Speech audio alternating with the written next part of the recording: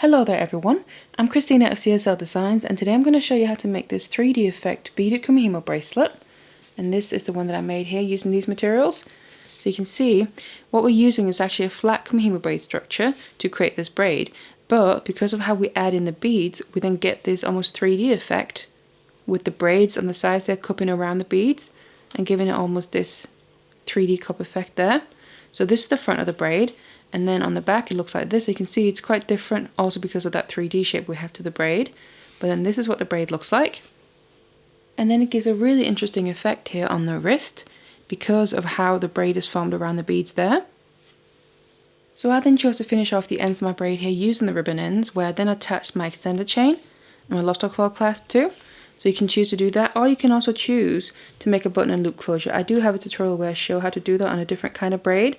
So you can just use the ends of that, but otherwise make the main part of the braid here the same. So if you want to learn how to make this bracelet, then keep watching. So these are the materials that we're going to be using. First of all, here I have my square Kumihimo disc because we're making a flat braid structure. And then the cord that I'm using is this 1mm satin cord in this lovely burgundy colour. You can use other kinds of cord, just be aware they might get a different result. And then the beads that I'm using here are these 8mm round blue faceted hematite gemstone beads. And what you want to make sure, regardless what beads that you use, is that the holes are large enough to take 2 lengths of your cord through. And then I'm going to use these ribbon ends here to finish off the ends of my braid, and to them I'm going to attach my findings. So my lobster claw clasp and extender chain there using the jump rings. Now make sure to leave the material list down in the description box below there as well, along with any links you might need, so feel free to check that out. Otherwise, let's get all the materials ready and let's get started. And then the cords that we're going to need is 12 lengths of about 50 centimeters each. And then what I've done is I put all the ends together so I make sure they're even, and then just tied a knot around them to hold them together. Then on the other end, what I've done is I just prepared the ends of my cord here, so I've singed them with a lighter. Obviously be careful when doing that because it does get hot, and also you can only do that if you're using a synthetic cord like this. But I'm doing that because it's going to make it much easier to get the cords through the beads. So I took all my cords here now and attached them onto my disc, and what I've done is I put that knot on one end of the cords down through the hole in the center there, and that's going to then be coming out of the back, and that's also where the braid is going to be growing. You can just kind of use this to hold on to. Then what I've done is I distributed the cords on my disc like this, so I've just put 6 cords in the 6 middle slots on the top, and then 6 cords in the 6 middle slots on the bottom there. And then we need to start the braid structure here. So what I'm going to be using is a cross Kumihimo braid structure. So to do that, what we need to do is I'm going to start from the top. So out of the 2 middle ones there, you can see we have 2 in the middle and then 2 on either side of them. I'm going to take the right one of those 2 middle ones first of all and bring it out to the left side and put it into the slot on the side there. Then I'm going to take the left one out of the 2 middle ones and then bring that out to the right. So we take from the one side there in the middle and bring it to the opposite side. Then we need to now cross over the top and the bottom ones here to the opposite side as well. So I start, it doesn't matter what side you start on, imagine that you kind of have a line down through the center of your disc. I take the left one out of the middle ones, the middle 2 there on the bottom side. Like I said, it doesn't matter whether you start on this side or you start on the other side. This just comes natural to me. And then I bring that up into the slot on the top, straight across from it. Make sure I still stay on this left side. Then I go out 1 slot further to the side there, release that and bring that down into the empty slot on the bottom that we just freed up. Then I go 1 step out on the bottom, bring that up into the slot on the top that we just freed up with the previous movement. Go out to the last one on the side here, on the top side of the disc. Bring that down into the previous slot we freed up on the bottom. And then the last one on the bottom side, and bring that up into the empty slot on the top that we just freed up. Now we want to repeat the exact same thing but on the opposite side of this, so now on the right side here. So I'm going to take the right one out of those 2 middle ones on the bottom, bring that to the top, the empty slot on the top there, and then take the next one out and bring that down into the empty slot on the bottom, take the next one out, bring that up, always putting them into the empty slot on the opposite side that was freed up from the previous movement. Next one out, bring that down, and the next one out and bring that up. So we've moved all the top and the bottom ones now. Then I'm going to take the side ones because we need to bring them back into the braid. So again, just do one side at a time, it doesn't matter which side you do first. Release the cord on the side, and then what I always like to do with these braid structures here, when it's a flat braid, is I grab hold of the cord here kind of in my hand, and then I'm going to kind of pull at it while pushing against the cords in the middle, and then bring it down into the empty slot on the bottom there. Same on the other side. Pull at it while pushing against the others in the middle, and then bring it down, because then what you have now is all the cords here back in the original setup. So we've got the 6 on the top and then 6 on the bottom. And then what we need to do now is repeat this a few times, so we end up with a few centimeters of braid before we start doing anything else. So just repeat the same structure here, start over in the exact same way. So now I kept braiding for a bit, then we're going to start to be able to see the braid coming out on the back there. So just have a short little length like this, because then what we need to do now is get to the main part of the bracelet. We're going to also start adding in the beads. So to get to that point, up until now we've just made one full braid just like that on the back there. So one cohesive braid. Now what we need to do is start splitting them apart from each other. So what we're going to do is more or less the same structure except for the first movement. So in the beginning here, what we did was cross the 2 middle cords from the top over each other. So I took my right one to the left and the left one to the right. In this case, we need to do basically the opposite. So again, starting with those 2 middle ones on the top, but in this case I take the left one of the 2 and bring it to the left, and then I take the right one of the 2 and bring that to the right. So just bring it to the same side now, that's the way you take it from, and that will then make the braid kind of split into 2 separate ones. And otherwise the rest now is going to be the same. So again, I just start on one side, I take the bottom one, so in my case I start on my left side, so I take the left one out of those 2 middle ones and bring that up to the opposite slot on the top. Next one out, bring that down. Next one out, bring that up, and then keep going like this, the same as before. So it's just that first movement that's different until you've used all of them, and then the same on the other side.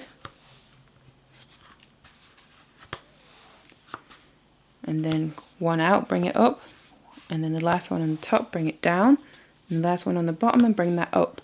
And then otherwise again, when we bring the ones on the side into the braid, it's also the same. So release one at a time. Make sure you tighten up the braid there by pulling at it and pushing against the cords in the middle. And the same on the other side, just to get the braid as nice and even, as tight as possible. So that's another full round now. Now what we need to do is, this was one, so I need to make another one of the same. So again, this is separating the braids. So I take the left one of the 2 middle ones on the top out to the left side, and then I take the right one out to the right side. And otherwise we just repeat by bringing the bottom and the top ones to the opposite side one at a time, just like the other times, the other rounds that we've done. And then repeat on the other side until we've used all of them as well. And then again, to make sure to finish up this round, I'm going to release the side ones, tighten up the braid, and then bring them back in to the original braid setup of the cords there.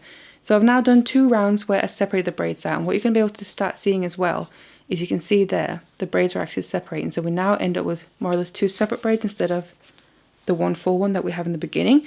And now I need to add in my first bead.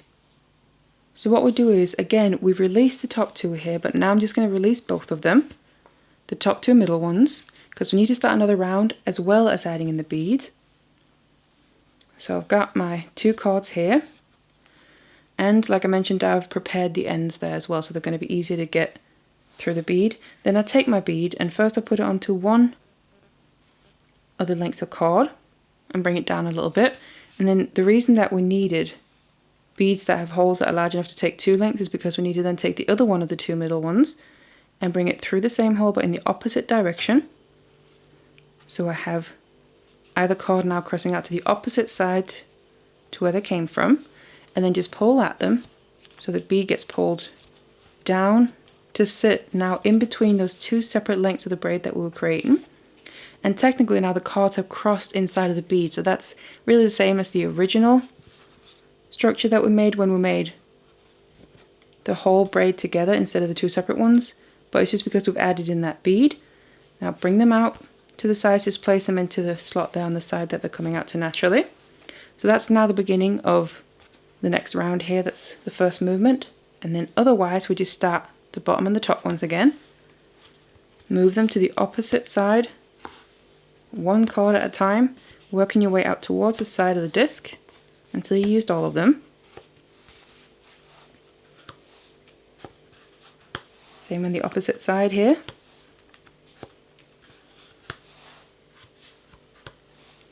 And then again on the side, release one at a time and make sure that you tighten this up nicely, because you just want to make sure that you don't have any loose cord really in between the bead and the braids. So the little individual braids that we made need to sit right on the side of the bead there. And obviously the same on the other side. Tighten that up nicely. And that's now a full round where we've added in the bead. And then what we need to do is go back to making the individual braids again. So this was kind of the first half, and then that bead sits in the middle of this little beaded section. And then again, that means then I need to take the left of the two middle ones and bring that out to the left. And the right one goes out to the right to get those individual braids again. Otherwise we just continue. So this is the first round after we've added in the bead. Bring around one cord at a time, working your way out to the side until you used all of them.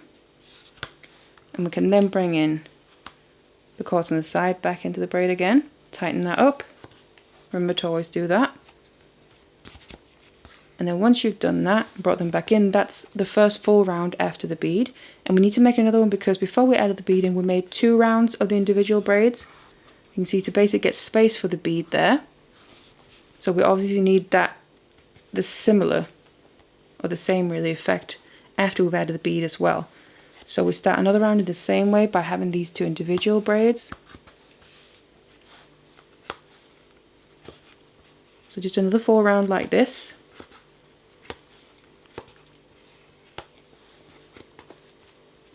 You can see the exact same way. And we're just gradually building these individual braids next to each other now. Just so we have enough space so they'll reach around the other side of the bead here. Bring the side ones back in while tightening up the braids. Like that. So that's the second full round after the bead. Now what I want to do is connect the 2 separate braids together again. So have it be just like the beginning, where it was 1 braid. And the only difference now is, again, it's more or less the same, except the 2 middle ones on the top, we do want to cross them now. So that means I take the right one of those 2 and bring it out to the left. And then the left one goes out to the right. So you can see they're crossing there in the middle, hence the name of the structure. And then, otherwise, I repeat. Now don't worry too much about it, it looks quite loose there in the middle, is because we haven't kind of pulled it tight yet. Just make all the movements here for this next round. On both sides as well, just like all the other times. And then it's now, as I'm bringing these side ones in, we want to tighten it up, and that then pulls the braids together there in the middle. You can see, push that closer to the other one, bring it down, kind of lock it in place. And then we do the other side. That's going to really push them to close together and make it again basically 1 braid there in the middle. And then what I'm going to do is make 1 more round where it's crossing in the middle. So repeat what we just did 1 more time by crossing the cords there, and then just making another full round in the exact same way.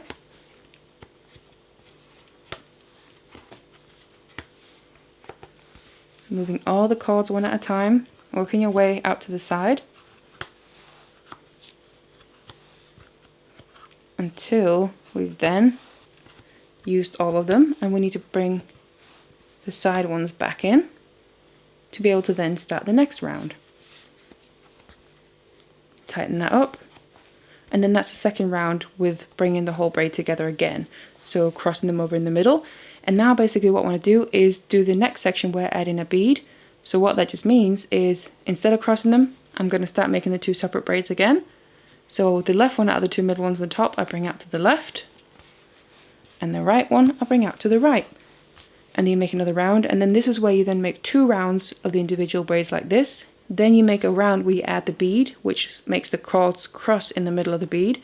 Then after the round you've added the bead in, you need to make another 2 rounds of just the individual braids, and then after that you bring them together like I just showed you there to make the full braid again once we've added the bead in, and you do 2 rounds of that as well. So you keep alternating like that throughout, and you're going to get these nice little sections of the beads kind of surrounded by the braids throughout.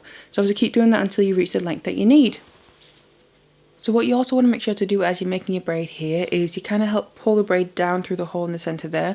You can either use a Kumihimo weight for that if you feel comfortable working with that, or you can just use your fingers. I personally like to use my fingers to help pull it down underneath the disc there, as I'm holding onto the disc anyway.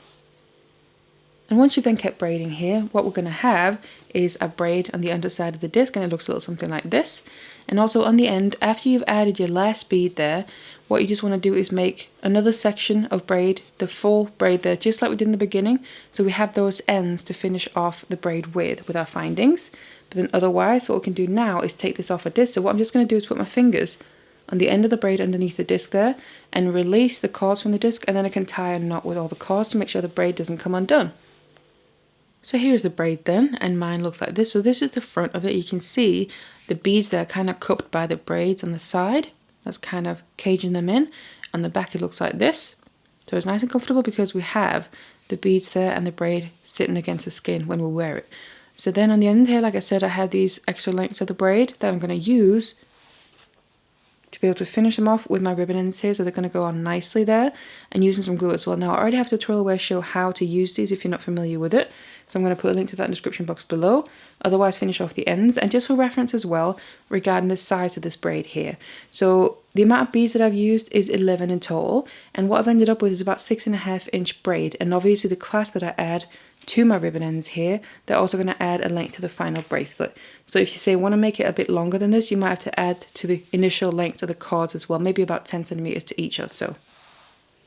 So now I've finished off the ends of my braid here, and I've also attached my clasp and my extended chain, and then this is what it looks like. So we can get this really nice effect of the braid kind of forming 3D around the beads and kind of cupping them like this. And obviously you can make it whatever kind of length you need, and also use whatever kind of materials really and color combinations.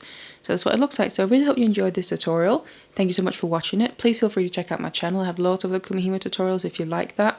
So check it out. Otherwise, thank you so much for watching this one, and I'll see you in the next one.